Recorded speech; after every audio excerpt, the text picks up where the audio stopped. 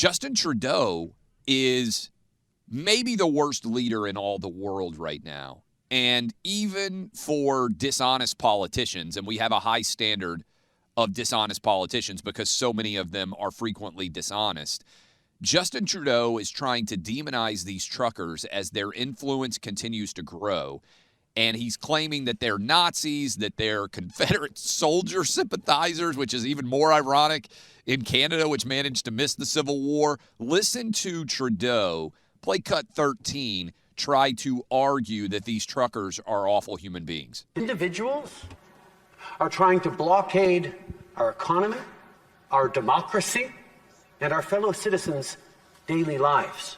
It has to stop. The people of Ottawa don't deserve to be harassed in their own neighborhoods. They don't deserve to be confronted with the inherent violence of a swastika flying on a street corner, or a Confederate flag, or the insults and jeers just because they're wearing a mask. That's not who Canadians are. All you have to know about this pronoun announcing leftist wimp, blackface wearing, is that he's lying about the trucker. Just start with this. Look, I'm gonna admit something right now. I generally get super angry about anybody blocking highways or access or whatever because they're political thing. So I'll admit that on this one, maybe I'm being a little, maybe I'm bending my principles on that notion a little bit because I think this is so important. And this isn't some vague thing. They're demands for normalcy. Demands for normal life. No one's asking anything radical here. The truckers are like, hey, how about we just go back to our normal lives? And you, radical tyrants, people like Trudeau, stop being insane. But notice that he doesn't even engage on the substance of what they're saying. They don't want any more vaccine mandates. They want the madness to end. Instead, he's, as you point out, swastikas, Confederate flags. Clay, I've seen video. We'll have a friend from Rebel News. There's very little free press in Canada. Actually free press. The Canadian government pays basically every major newspaper. There's funding for journalism, so to speak, or alleged journalism from the government in Canada. It's all state media at some level, really. Canadian Broadcasting Corporation. Rebel News is one of the few places. I used to do Sun News, which was kind of its precursor many years ago, sometimes as a guest. And I know Ezra Levant, who was on Tucker Show last night. He's a pretty well-known guy, conservative in Canada. And Clay, what you see is that the entirety of the Canadian media is allowing just blatant lies to be told about what's going on here. The truckers are white supremacists. A lot of the truckers are Sikhs, Hindus, Muslims, Asian immigrants. What are they even talking about? It's just they're just making it up as they go along. No doubt. And this is what infuriates me about cancel culture mixed with identity politics is there's not even an argument against them, right? If you are Justin Trudeau and you want to argue, hey, I disagree with their protest and here's why, I'm not going to agree with Trudeau, but that is the kind of intellectual battle that should exist, a debate of ideas. Buck, you know this. As soon as anybody starts to score political points, what happens to them? Their actual arguments are not analyzed and debated. They are attacked as a white supremacist. I mean, this is so transparent. We could have predicted exactly what they were going to say. And by the way, the idea that these are, I get so fired up about this, and I know you do too. There are virtually no Nazis in the world today, right? In the United States or in Canada, in terms of massive numbers of neo-Nazis. No supporters to speak of. Like this idea that they would in some way be capable of organizing an event like this is designed to be a false flag to take away from the legitimacy of the protest itself. They're not arguing what they're protesting. They're trying to attack them directly. And you know this is the number one playbook for cancel culture and identity politics. It's to immediately attack the person as opposed to actually focusing on what the person is arguing. If Justin Trudeau had a good argument, which is, remember, vaccine mandates, this is what they're hoping no one actually focuses in on.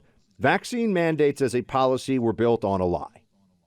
The policy was built on you have to get this shot no matter what your health considerations, no matter what, whether you've had natural immunity or not, they suppress that. You have to get this shot because you are a danger to people around you. That's right. That turned out to be a lie. So if they actually had to make the argument now, and people say, oh, but what about hospitalization and death? That's up to people. You want to take the greater risk of the shot or not the shot, that's on you. That's a different thing than stopping spread. They built the vaccine mandate programs in this country and all over the world, including Canada, on this will be about protecting other people. That was a lie. If they could, they would go back now. Justin Trudeau would be saying, they want to put people in jeopardy, guys. If we end this vaccine mandate, people are going to be getting sick everywhere. Everyone just got sick, basically. This is what really, you're asking why did the politics change? You and I both did too. We both had COVID We can twice. speak to it directly. We weren't even, in the same city, and we got COVID within a week of each other, guys. Our COVID was everywhere, and I was vaccinated and had natural immunity, and I still got COVID.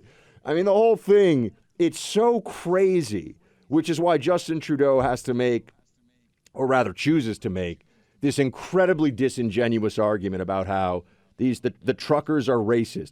Their demands are racist because, they don't want vaccine mandates? We also forget in this that there are a lot of members of the minority community in this country, and Canada's a less diverse country overall, by the way, but that's a whole other thing. A lot of people in this country who are minorities don't want to get the shot, didn't want to get the shot. So this is in no way a white supremacist or Confederate flag waving concept, but he's just smearing the truckers. You know why, Clay? Because they're so effective. And the Canadian people, I saw you share the data. Canadian people are increasingly on their side. New poll came out, 54% of Canadians in the wake of this trucker protest, support to end COVID restrictions has grown from 39% to 54% in the past few weeks, according to a poll. I shared that on social media the other day. That is a sign, and certainly you can tell by how vociferously the attack is coming from Justin Trudeau. That's a direct impact of what they are doing in terms of changing ideas. And so he's got to try to go out and argue that you can't support these guys, not because of their arguments, but because they are Nazis, because they are I don't even know what the Confederate flag in Canada would even represent, right? The North won the war, and they're above the North. So maybe it's just there's some guys there who are rebellious and are using the Confederate flag to the extent that it's there and it's not a false sign, right? A false signifier, a false flag event. It's probably just a sign of rebellion. I mean, the same reason that Kid Rock and many other different entertainers have used the Confederate flag over the years. I salute the Canadian truckers. And, Buck, when we come back, we should have a little bit of a conversation about whether the United States could use our own Canadian trucker-style uprising.